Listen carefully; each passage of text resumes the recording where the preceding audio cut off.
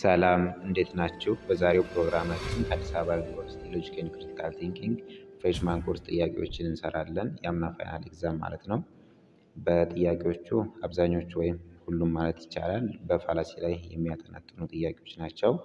እስከ መጨረሻው ለመከታተል ሞክሩ። ቪዲዮውን ከወደዳችሁት ላይክ አድርጉ፣ ሸር አድርጉ። ልክ እንደዚሁም ቻናላችንን ሰብስክራይብ ያድርጉ። የመጀመሪያው ጥያቄ ማለትም 21ኛው ጥያቄ ከባለፈው የቀጠለ ነው። We cannot tolerate the plagiarizing of the works of others because such an act is totally unacceptable ይላል። የሌሎችን plagiarizing አክት አንቀበልም because it is unacceptable. The fallacy committed in this argument is ነው የሚለን። A appeal to force ይለናል። appeal to force የምንለው fallacy it is a fallacy that occurs when an arguer poses a conclusion to another person and tells that person either implicitly or explicitly that some harm will come to him ነው። የሆነ ጉዳት እንደሚመጣበት አስፈራርቶ የሆነ ነገር የሚጭንበት ከሆነ if he doesn't accept the conclusion ካልተቀበለ እንደሚቀጣው የሚያስፈራራ ከሆነ appeal to force ነው። ኬዛችን ላይ ደግሞ እንደዚህ ያለ appeal የለም። ስለዚህ appeal to force አይደለም ማለት ነው። ቢ ስትሮማን ፋላሲ ይላል።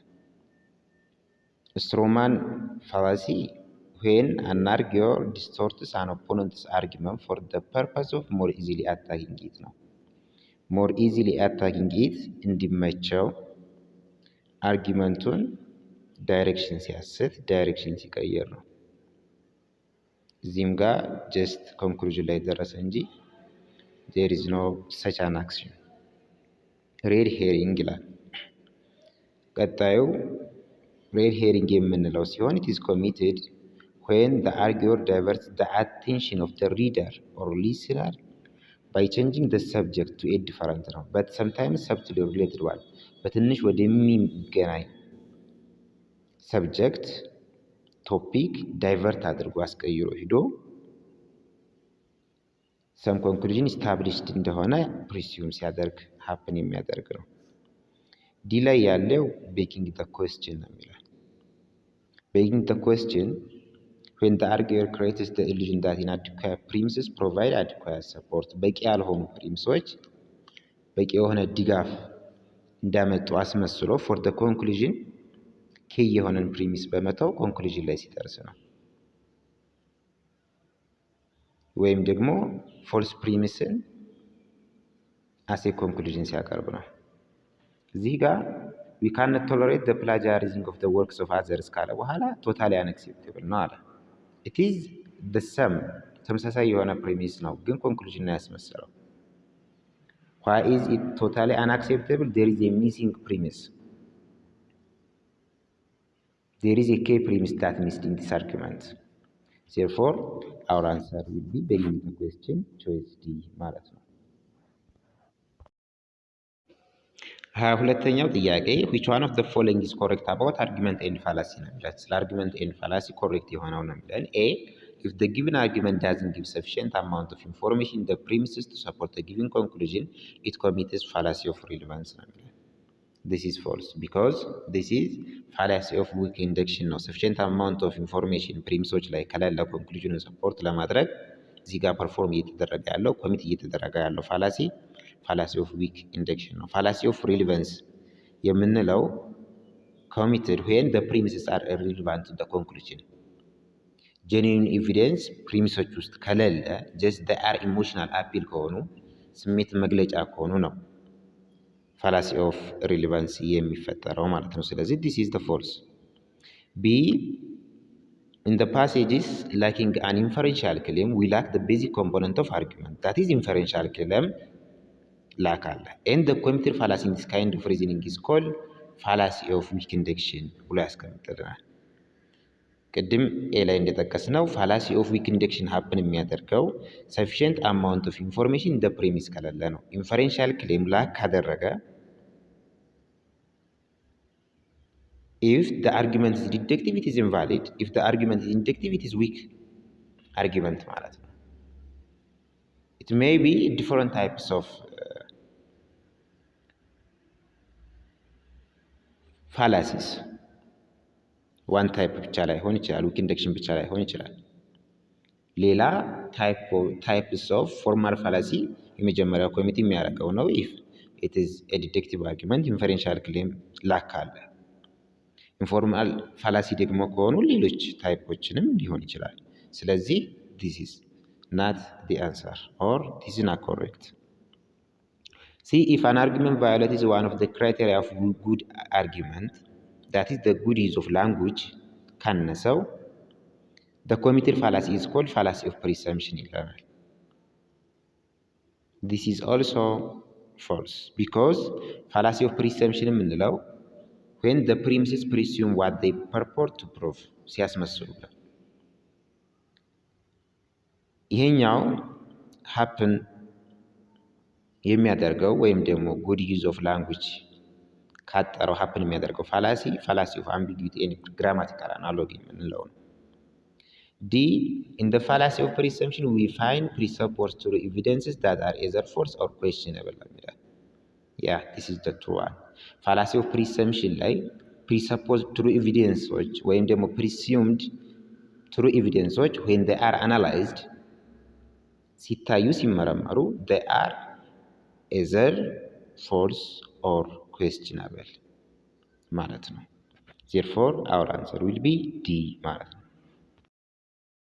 23ኛው ጥያቄ ያሬድ said that being the most innocent student in the school ግርማ loves ቃል ኪዳን therefore ቃል ኪዳን is the most innocent student in the school this argument committees ነው የሚለው አርጊመንቱን ስናየው ክሊርሊ የሚታየን ነገር ሁለት ትርጉም ያለው አርጊመንት ነው being the most innocent student in the school ግርማ loves ቃል ኪዳን ሲል we don't know either ግርማ or ቃል ኪዳን is most innocent we don't know This is ambiguous.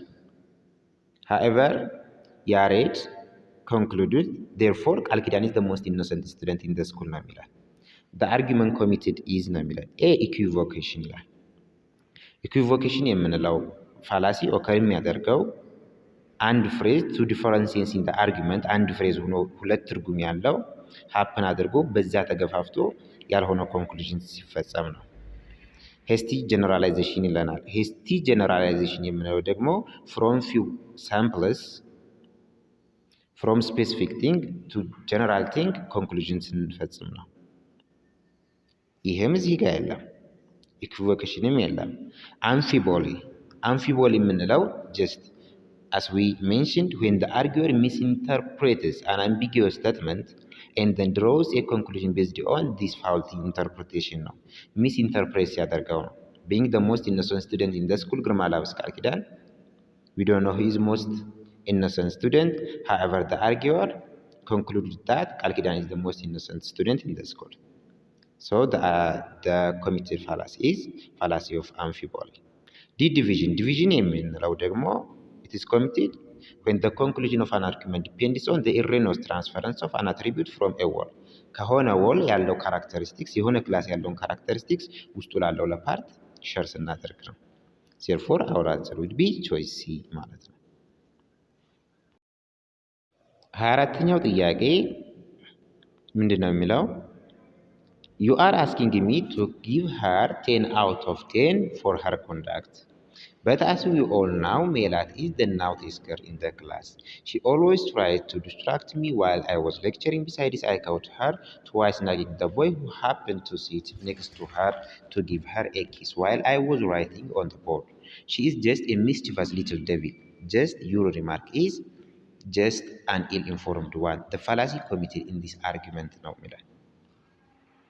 Argumentun scenario, just it seems to be argument of ad hominem or against the person or strawman argument. However, we have to analyze it.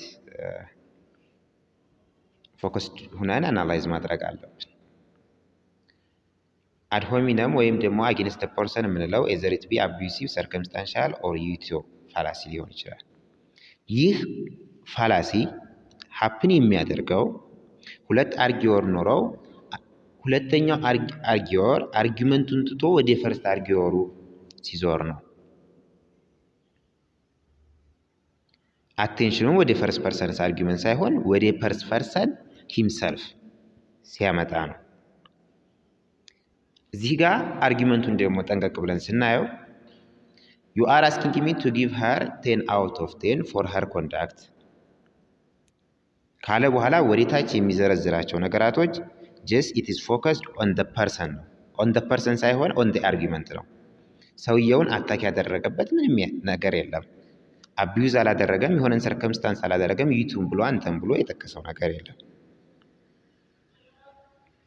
ጀስት እያወራ ያለው ስለ ኮንዳክቷ መበላሸት፣ ስለ ልጅቱ ወይም ደግሞ ስለ አርጊመንቱ ነው። አርጊመንቱ ውስጥ ስላለችው ስትራውማን ፋላሲ የምንለው ደግሞ when ዲስቶርት ሲያደርገው ነው። አርጊወሩ ኦፖነንትስ አርጊመንትን for the purpose of more easily attacking it demolish distort አድርጎ አርጊመንቱን የኦፖነንቱን ሪል አርጊመንት ያልሆነ ሌላ አርጊመንት ፈጥሮ ኮንክሉድ ሲያደርግ ነው። እዚህ አርጊመንት ላይ ደግሞ ይህንን ያደረገበት ምንም ሚንስ የለም። ስለ ኮንዳክት ነው ያወራው፣ እስከ መጨረሻው ስለ ኮንዳክት ነው ሄደው። ስለዚህ this argument has no fallacy. Our answer also will be choice C ማለት ነው። 25ኛ ጥያቄ the argument these days public universities in Ethiopia are becoming a hub of conflicts and chaos.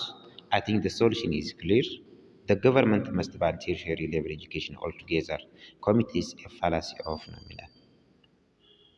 A fallacy of accident ይላል። it is not because fallacy of accident የምንለው from a general principle specific ለሆኑ however specific and exceptional ለሆኑ ነገሮች ለማይመለከታቸው ኮንክሉዥን ሲያደርግ ነው። missing the point it is because missing the point occurs when the premise of an argument support one particular conclusion but then a different conclusion often vaguely related to the correct conclusion is drawn ነው። different conclusion ነው። ፖይንቱን ሚስ አድርጓል። ኮንፍሊክት ኤንድ ቻኦስ ከበዛ የሚመጣው ኮንክሉዥን መምጣት ያለበት ኮንክሉዥን ያንን ነገር ማስተካከል ነው። ነገር ግን ሚስ አድርጎ ተርሻሪ ሌቨል ኤጁኬሽን ኦል ቱጌዘር መዘጋት አለባቸው ይላል። then our answer will be choice B ማለት ነው። 26ኛው ጥያቄ this evolutionists believe that a dog can give birth to a cat ይላል። how ridiculous which fallacy of relevance has such kind of pattern ነው። ይህንን ስናየው ከኋላ አርጊው እያደረጉ ነው ስለ ኢቮሉሽን። ሰውየው this evolutionists believe that a dog can give birth to a cat ብሎ ኮንክሉድ ያደረገ ስለ ኢቮሉሽን እየተወራ it distorts the argument አበላሸው። the base for the evolution is not believing that a dog can give birth to a cat according to the evolutionists but it distorts and then it says this evolutionists believe that a dog can give birth to a cat አለና more attacking it አመቻቸው and then it concludes the opponent's real argument has been demolished ነው። how ridiculous ብሎ አስቀመጠ። this is the characteristics of a strawman argument therefore our answer in the choice A ያለው ይሆናል ማለት ነው።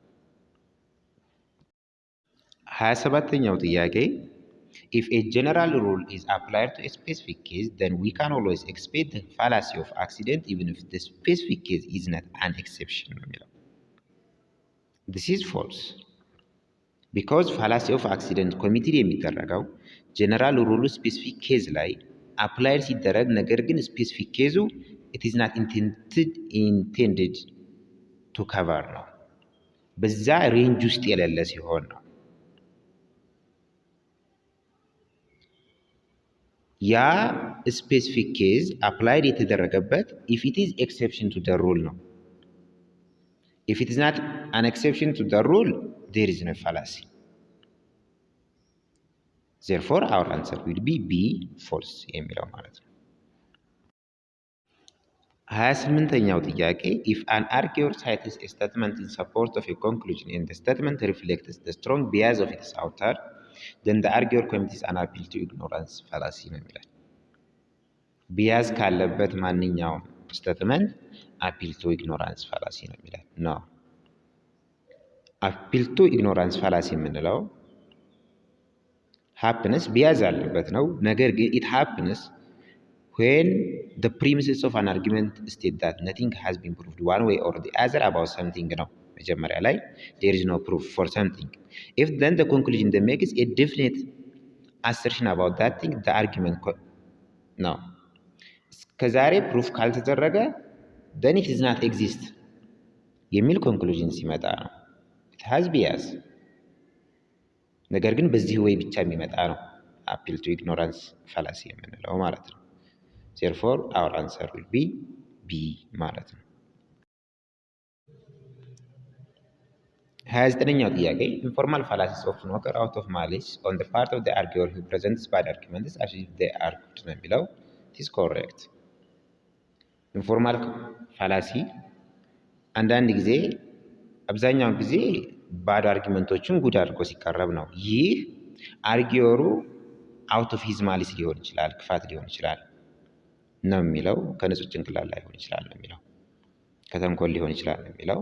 it is correct and the answer is A true ማለት ነው። 30ኛው ጥያቄ a formal fallacy is an error in reasoning that involves the explicit use of an invalid form ነው የሚለው። ፎርማል ፋላሲ happen የሚያደርገው in the structure of the argument በሚታይ መልኩ explicitly invalidness happen ሲያደርግ ነው። therefore the answer would be A true ማለት ነው። 31ኛ ጥያቄ if the conclusion of an argument depends on the occurrence of a chain reaction of events and there is good reason to believe that the chain reaction will actually occur, the argument commits a slippery slope fallacy ነው የሚለው። this is not because chain of reaction of events አስቀምጦ good reason ከሌለ ነው slippery slope fallacy የምንለው። insufficient reason ከሆነ ነው።